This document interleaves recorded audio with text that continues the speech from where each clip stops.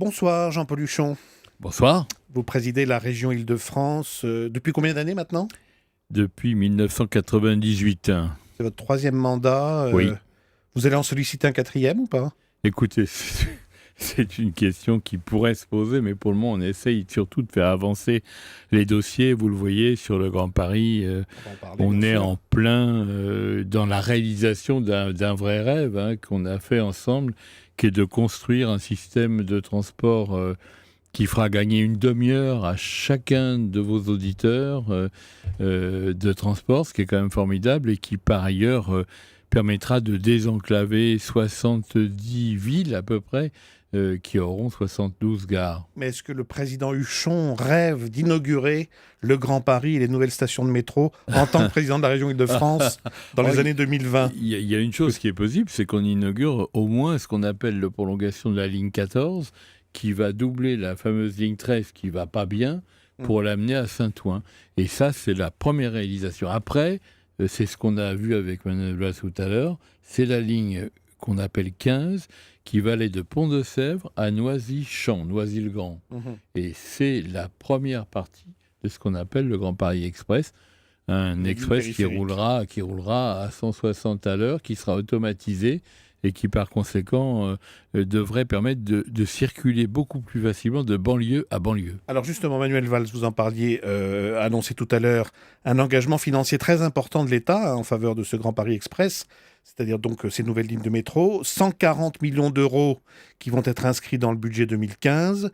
Jean-Paul Huchon, vous en réclamiez 150 pour la région. Le but est presque atteint? Oui, tout à fait. Les 140 ou 150, ce n'était pas déterminant. Ce qui était déterminant, c'est que nous disposions de cet argent, nous, à la région, puisque ça va être dans le projet de la finance, de manière à prendre en charge les transports qu'on appelle du quotidien. C'est pas la grande boucle du Grand Paris. C'est vraiment l'amélioration des RER. Vous savez que les gens sont très mécontents d'une partie des RER A, B, C, D. Et c'est ça qu'on va pouvoir prendre en charge parce que l'État nous donne de quoi le faire. On met déjà 350 millions, je fais une petite démonstration arithmétique, par an. Nous fallait 150 millions par an à remettre, et ces 140 millions, ça veut dire que l'État accompagne la région d'1 milliard d'euros. C'est 140 millions, 140 millions sur un plan quinquennal. Sur un plan quinquennal, exactement. Ouais. Est-ce que l'objectif de 2024, qui est maintenant le premier rendez-vous fixé par le gouvernement, qui a plutôt avancé l'échéance, parce qu'on a parlé de 2030 longtemps. Pour la partie qui était la plus éloignée, c'est-à-dire Versailles, Saclay, etc. Et Orly. Mais pour la partie qui va être réalisée le plus vite, c'est-à-dire... Quand est-ce qu'on verra sortir de terre les Sèvres à premières voies? C'est une affaire qui devrait débouler dans les années entre 2018 et 2020. Et d'ici 10 ans, vous pensez que le Grand Paris, c'est réaliste de projeter qu'il soit réalisé? La date convenue, c'est 2024 et 2025. Ça correspond, comme vous le remarquez peut-être, à une éventuelle exposition universelle, voire à un projet de Jeux olympiques. Et normalement, oui, il faut 10 ans maintenant pour le réaliser. Mais on a déjà fait les acquisitions foncières, qui se font d'ailleurs à l'amiable, et ça se passe plutôt bien.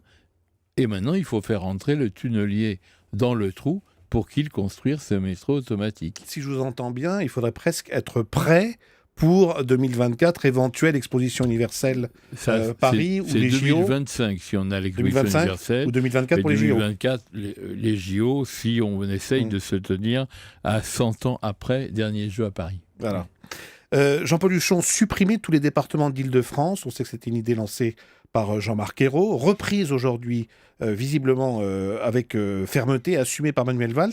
Vous y êtes favorable aussi? Le gouvernement a un peu tergiversé sur ces histoires de départements. À un moment donné, c'était oui, puis non, puis il fallait conserver la ruralité, etc. En Île-de-France, la question ne se pose pas comme ça. Et je pense, moi j'ai proposé moi-même que les départements soient dans une certaine mesure fusionnés avec la région en grande couronne, et puis je pense qu'en petite couronne, ils seront fusionnés avec ce qu'on appelle la métropole. C'est-à-dire 2 niveaux de fusion?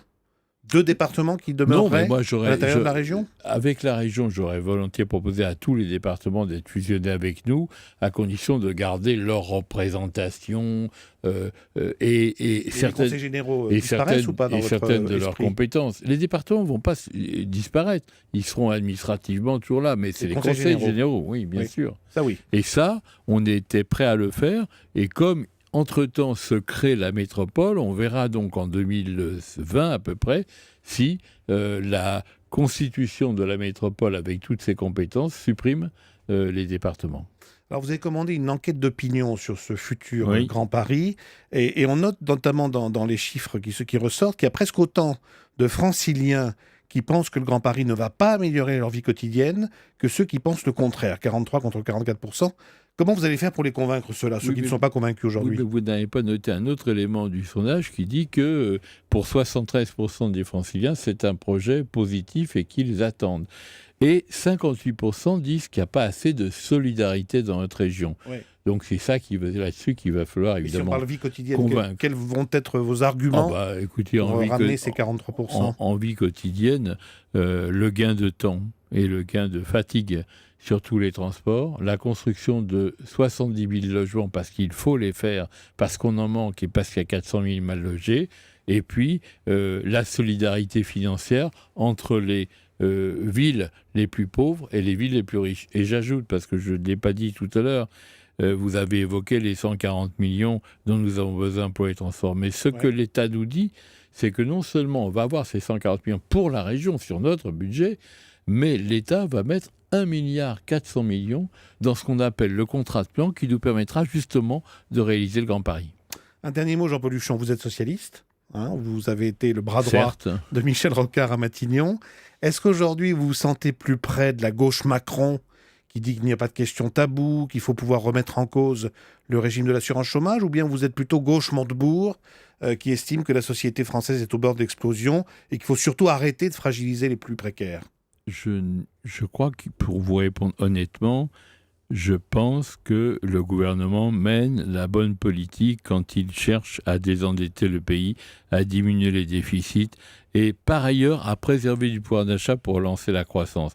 Je ne suis pas d'accord avec ce que vous appelez la gauche Macron sur un certain nombre de sujets, en particulier je ne vois pas pourquoi on s'attaque à des symboles plus que des symboles, des réalités, par exemple. Des totems, a dit Jean-Christophe Cambadélis. Je pense que les indemnités de chômage, ça n'était pas nécessaire. C'est pas le moment, au moment où il y a autant de gens qui sont en difficulté, de leur dire vous êtes déjà angoissés, on va en plus vous supprimer ou vous diminuer vos indemnités. Je le dis honnêtement, je l'ai dit à Manuel Valls, c'est pourtant je suis rocardien, donc je suis supposé être un modéré et plutôt plus près des macronistes, puisque vous le dites. Mais ce n'est pas comme ça qu'on va garder nos électeurs, et d'autre part, rendre une vision équilibrée de notre pays. Il faut que tous ceux qui ont besoin de réussir, d'avancer, puissent avancer. On doit donc aider les entreprises, et il faut que tous ceux qui n'arrivent pas à faire face, qui sont sur le bord du chemin, on permette de les remettre dans l'ascenseur social. Merci Jean-Paul Huchon d'être venu dans Europe Nuit.